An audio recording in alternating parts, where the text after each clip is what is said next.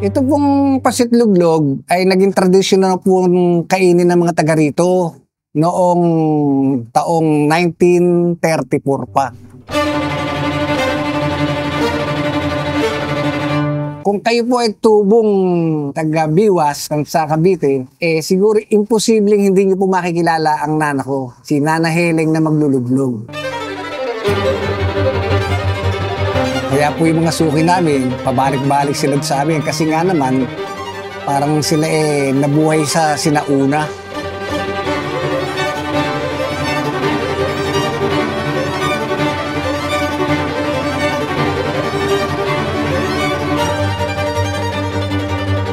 Yung lola ko po ang nagpasimula niyang pansit istasyon na yan. Sa Tansa, Cavite, hindi lang basta typical na pansit, imbes kasi na noodles, toge ang ipinapansit nila. Hanggang ngayon ay itinuloy namin ito para at least naipakilala namin dito sa bayan ng Tansa yung legendary na pansit istasyon.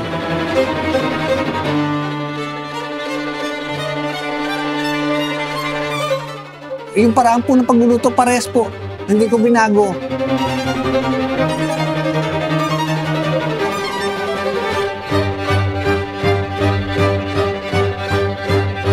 Panoorin niyo po itong istorya ng aming pansit istasyon dito sa Tikim TV.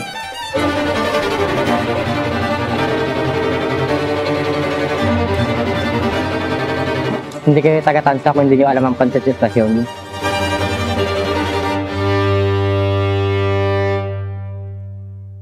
Ako si Mr. Johnny Bobadilla, nagmamay-ari ng Nana Heleng's Pansit Estasyon dito sa number 6, Biwas, Tansa, Cavite.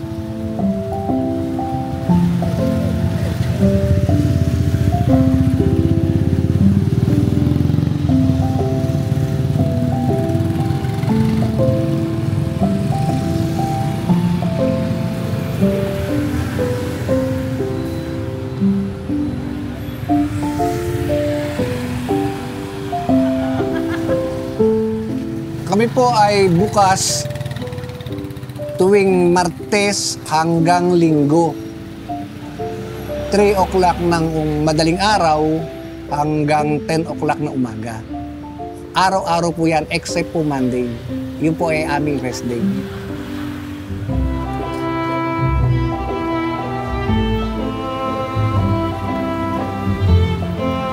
Kami po ay nagtitinda rin ng kesong puti na kami rin ang gumagawa. Yung panderasyon, malalaki siya at malaman. Meron din kami mga kakanin, peche-peche, tsaka puto.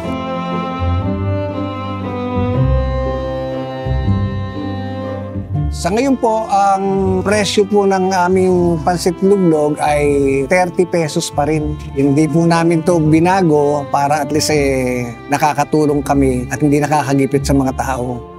Yung pong aming kesong puti, ang isang piraso po noon ay 25 pesos. Yung aming panderasyon, 25 pesos din po. Yung kakanin namin, 20 pesos naman. Affordable po yan para sa lahat.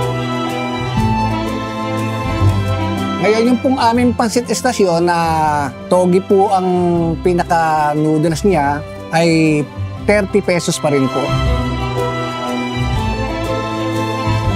Magkaparehas lang po yung pansit luglog at saka pansit estasyon. Nagkaiba lang po sila sa noodles. Yung luglog po, may noodles na mataba at may noodles na payat. Ngayon, ang pansit estasyon, togi naman ang ginagamit. Pareho po sila ng sahog. Parehong-pareho po. Pero yung pong pansit estasyon, ang paasim pong ginagamit doon ay kalamyas. Ang tawag po doon sa kalamyas sa ibang lugar, kamyas. Dito po sa bayan ng Tansa, ang tawag po roon, kalamyas. Kaya po nasanay po ko, kalamyas sa sinabi ko. Ito pinagmula doon sa estasyon ng train. Kasi po yung lola ko, noong itinatag itong luglugan na to, doon po sila naglalako sa estasyon ng train. Ngayon, naging bukang bibig po ng mga tao yung pansit na yon na nabibili lang doon sa estasyon ng train. Nang malaunan po ay naging pansit estasyon na. Kaya yun po naging tawag.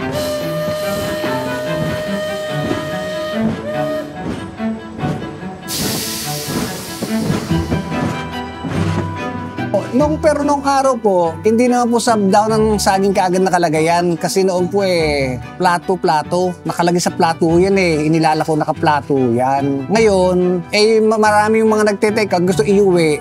Naisip naman ng lola ko noon, ibalot sa dahon ng saging. Hanggang sa ngayon, yun ang ginagawa namin. Binabalot namin sa dahon ng saging. Umubra naman pa, yun, tinangkilik mo ng tao. Kaya, pinagpatuloy nila.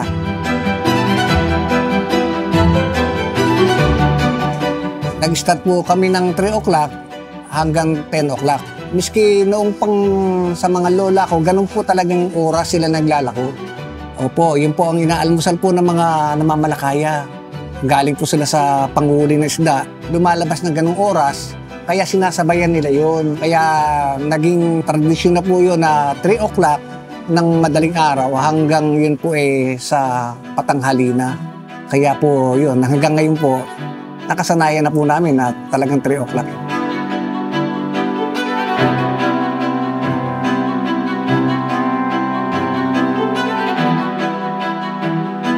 Nagkataon naman po, noong mga panahon na yon, nagkaroon parang shortage sa noodles. Dito po sa amin sa Tansa, marami po kasing mga tugihan, nagtatanim ng toge. Kaya po yun ang naisip ng lola ko na ipalit doon sa noodles, yung toge. Kaya po siya naging pansit istasyon.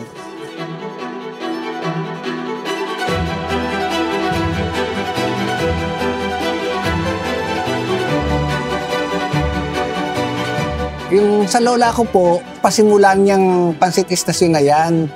Ang ginawa naman ng nanay ko, nagtayo ng tindahan, nilagyan niya ng pansit luglog. Ito po yun. Ito na po yung tindahan. Ito pong tindahan namin, dito talaga to. Kasi noong araw, hindi naman uso yung mga grocery. Pero ito, noong araw, mini grocery na po ito noong panahon ng nanay ko. Talagang ito lahat ng hanapin ng mga taga rito, meron po siya. Yung lahat po ng nakikita nyo rito, maski po yung mga garapong nasa likuran ko, yan po yung gamit nung araw sa pagtitinda namin dito sa sari-sari store na ito. Yung pong nanay ko, popular po yun. Hindi po siya makikilala kundi sasabing si Nana Heling na magluluglog. Kilala na po siya kaagad noon. Basta po yun ang sinabi. Ang nanay ko nung nabubuhay, nire-respeto po siya rito. Maski po yung mga politikong tao, nilalapitan po siya. Ganun kapopular po yung nanay ko.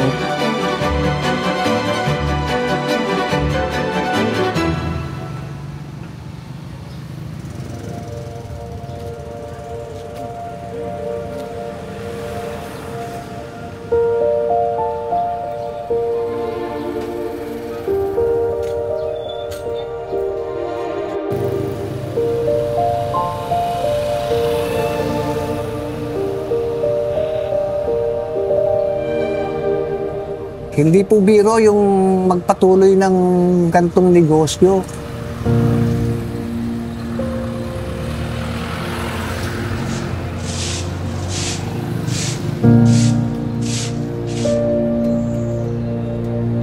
Sa totoo po, ito pong luglog na ito, talagang masasabi ko na kamunti ka nang hindi po maituloy.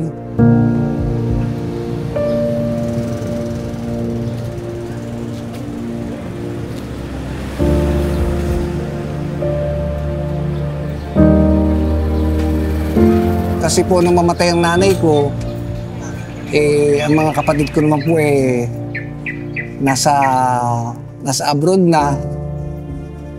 At saka yung dalawa ko pong kapatid nandito, mayroon namang mga trabaho. So wala pong kumuha wala pong kukuha. Ako po dating empleyado po ng bangko. Sinapalaran ko po yung aking trabaho dahil lang po sa pagluluglog.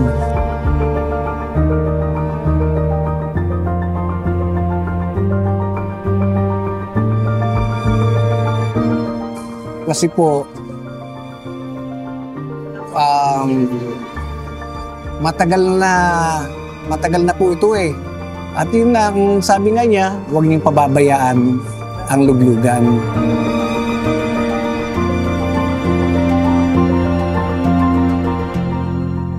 Ito po lamang nakatulong sa amin. Lahat po kami, 7 po kami magkakapatid, napag-aral po kami lahat, nakapagtapos dahil lang po sa luglog.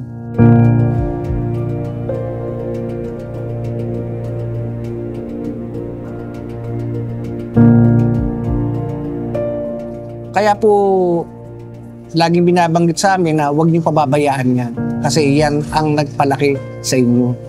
Diyan po kayo pinalaki sa Pansit Luglog.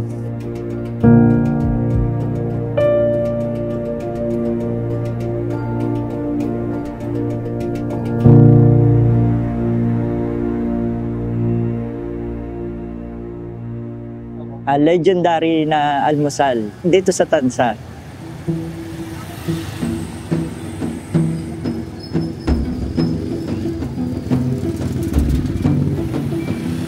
Oo naman, makukonsider natin na legendary na to kasi talagang dinadayo ng mga tao. Parang mula sa mga lola na natin hanggang sa mga bagong anak na natin. Talagang pinupuntahan na kasi to. Masarap siya. Authentic. Kagising na yung alas 7, diretso na rin dito. Siyempre, hindi dadami yung customer nila kung di okay ang lasa ng palabok nila. Kasi yung lasa niya iba eh. Ang tawag din yung Pansit Stasyon, hindi naman talaga palabok. Parang yun ang tawag ng unang mga tao dito.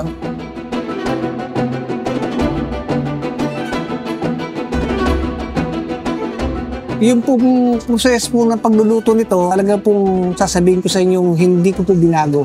Ito kasi, iba kasi yung ano niya, noodles. Parang ano sa bigas, no? Gawa sa bigas. Masarap naman siya. Okay siya sa price. Sulit dahil 30 pesos lang, makakain ka na. Legendary almusal, ang sa Tansa dito na kayo dumayo. Masarap ang kanilang pancit, palabok, prawns, at saka yung kanilang kesong puting. Marirecommend ko siya kasi masarap talaga siya. Baga hindi ka mapapahiya sa lasa. Pinanatili po namin yung kanyang kalidad.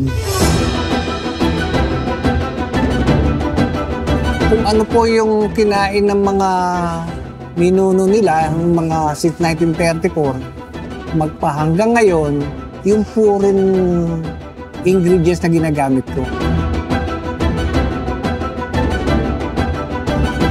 Usually, kapag kayo nagpunta rito ng Sabado at saka Linggo, ako medyo humingi na konting paumanin sa inyo. Kasi talagang napakarami ng tao. Naman recommended siya kasi kung hindi naman to dadayuhin ng maraming tao kung di siya recommended eh. Nakita mo naman yung pila talaga, maghahantay ka, dapat may patience kapag bibili ka kasi mahaba talaga yung pila niya. Ang natutunan ko sa nanay ko, kasi kami magkakapatid, kapag kayo nagnegosyo, panatilihin yung negosyo nyo at huwag nyo pababayaan. Laging ganun po ang laging sinasabi niya sa amin.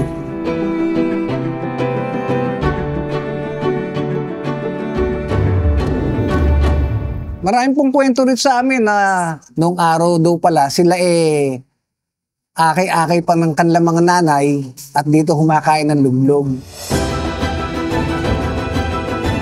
Sobrang sarap talaga nito. Lahat ng nakainan naming luglugan dito sa Tansa, ito talaga pinaka-the best.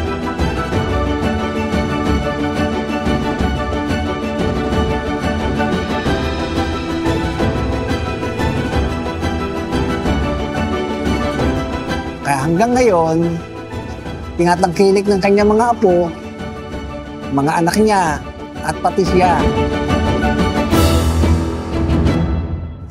Sa ngayon po, kami po ay pinapasyalan po ng mga vlogger at pati po yung GMA 7. Ipinamana raw ng lola ni Tatay Johnny sa kanyang ina ang pansit recipe na gamit niya ngayon sa pagluluto.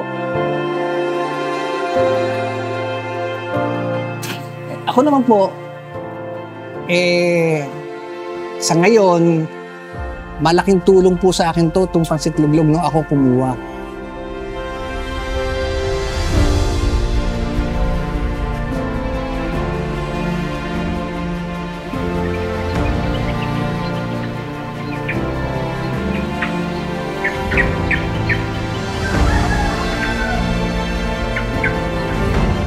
Itinuloy ko po ito dahil po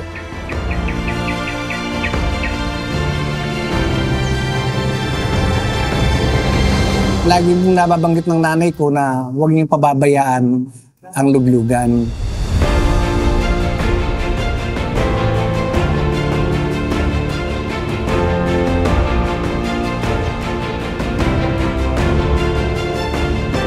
Kaya po ako, hindi po ako doon sa kinikita lamang.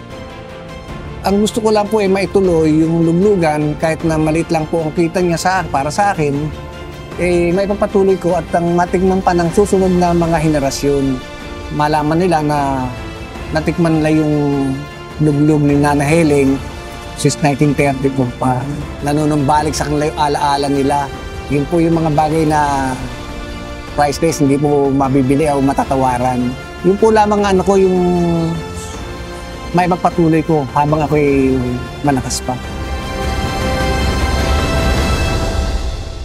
Ako po'y nagpapasalamat higit sa lahat sa Panginoong Diyos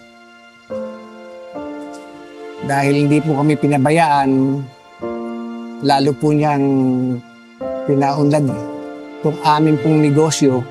Pangalawa po, ang aking mga magulang na pinalaki kami dahil dito po sa luglugan. At pangatlo, yung pong sa aking mga suki na tumatangkilik sa amin magpahanggang ngayon. Salamat po sa inyong lahat.